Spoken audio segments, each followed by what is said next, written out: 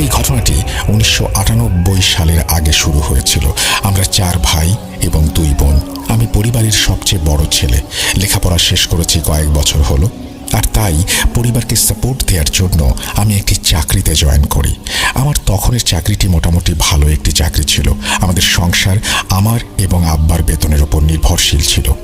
তখন আমার ছোট ভাইয়ের পড়াশোনা চলছিল।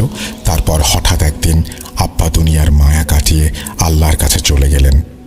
এরপর আমি সব দায়িত্ব আমার ঘাড়ে নিয়ে নিলাম। আমার একার পক্ষে পরিবার চালাতে তেমন কোনো কষ্ট হয়নি, কারণ আমি আগেই বলেছি আমার চাকরিটা মোটামুটি ভালোই ছিল এবং বেতনও মাশাল্লাহ ভালো। সবকিছু স্বাভাবিকভাবেই চলছিল। প্রথমবার যখন জানতে পারলাম আমাদের পরিবারের ওপরে কালো জাদু করা হয়েছে, সেটা ছিল আমার বিয়ের সময়। বিয়ের কিছুদিন আগে আমার মা হুট করেই অনেক অসুস্থ হয়ে পড়েন। আম্মাকে তখন হাসপাতালে ভর্তি করাতে হয়। এতটাই গুরুতর অসুস্থ হয়ে পড়েছিলেন তিনি, এমনকি আমার এঙ্গেজমেন্টের দিনেও আমার আম্মা হাসপাতালেই ছিলেন। কিছুদিন পর তিনি হাসপাতাল থেকে ডিসচার্জ হয়ে বাড়ি ফিরে আসলেন, আর তখন তার সাথে আজব কিছু ঘটনা ঘটতে শুরু করলো। একদিন আমার ভাই বলল আম্মার মাথায় নাকি সে অদ্ভুত ধরনের পোকা দেখেছে। আমি তার কথা শুনে যখন নিজে গিয়ে আম্মার মাথাটা দেখলাম, তখন বুঝলাম ভাই সত্যি কথাই বলেছে। আম্মার মাথায় সাদা সাদা রঙের কিছু অদ্ভুত পোকা ছিল। আমরা তাৎক্ষণিকভাবে ডাক্তার দেখাই।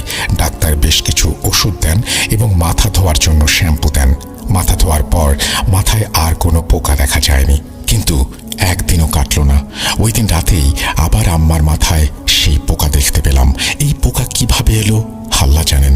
কয়েকবার মাথা ধোয়ার পরও বারবার আগের অবস্থাতেই ফিরে যাচ্ছে। এই সমস্যাকে আমরা স্বাভাবিকভাবে নিতে পারলাম না, তাই আমরা একজন হুজুরের সঙ্গে যোগাযোগ করলাম। আমরা যখন আম্মাকে নিয়ে তার কাছে গেলাম, তখন তিনি আমাদেরকে দেখেই চোখ বন্ধ করে কি যেন সব পড়তে শুরু করলেন। কিছুক্ষণ পর তিনি চোখ খুললেন আর বললেন, দেখুন, আমি আপনাদের কোনো ধোঁয়াশার মধ্যে রাখতে চাই না। আপনাদের মেনে নিতে কষ্ট হলেও আমাকে এই সত্যি কথাটা আপনাদের বলতেই হবে। আপনার মায়ের ওপর এবং আপনাদের পরিবারের ওপর তীব্র কালো জাদু করা হয়েছে। এর থেকে ওনাকে বের করা একেবারেই অসম্ভব, অসম্ভব, অসম্ভব। হুজুর 3 বার অসম্ভব শব্দটি উচ্চারণ করলেন। আমার মনে যেন তীক্ষ্ণ তীরের খোঁচা অনুভব করলাম। অনেক কাকুতি মিনতি করে আমরা তার কাছে চিকিৎসা জানতে চাইলাম। তিনি বললেন, এই ব্যাপারে বেশি কিছু করা সম্ভব হয়তো হবে না, কিন্তু চেষ্টা করতে কোনো দোষ নেই। তিনি আমাকে একটা কালো ছাগল কিনতে বললেন এবং তাকে জবাই করে তার মাংস গরিব দুঃখীদের দান করতে বললেন। ছাগল জবাইয়ের সময় আমাকে একটি আমল দেয়া হয়, যা ছাগল জবাইয়ের পূর্ব মুহূর্ত থেকে ছাগলের আত্মা তার দেহ থেকে বের হওয়া পর্যন্ত পড়তে বলা হয়। হুজুরের কথা মতোই সেদিন আমি সদকা হিসেবে একটি কালো ছাগল কিনলাম এবং হুজুর যে আমল পড়ার কথা বলেছিলেন সেটি পড়তে থাকলাম। যখন আমরা ছাগলটিকে জবাই করলাম, তখন তার থেকে রক্তের ছিটে বের হলো। কিন্তু অবাক করা ব্যাপার কি জানেন, যেখানে ছাগলের রক্ত জমা হচ্ছিল, সেই রক্তের মধ্যেও আমরা সেই একই পোকা দেখতে পাচ্ছিলাম যেগুলো আমার মায়ের মাথায় ছিল।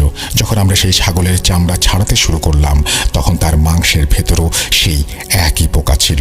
এই ছাগলের মাংস দান করা সম্ভব ছিল না, আর তাই আমরা ছাগলটিকে মাটিতে দাফন করলাম। আমরা যখন এই কথা গিয়ে হুজুরকে বললাম, তখন তিনি বললেন, আপনি আরও একটি ছাগলের ব্যবস্থা করুন এবং তাকে জবাই করুন। ছাগল একদমে কিনবেন, কোনো দর কষাকষি চলবে না।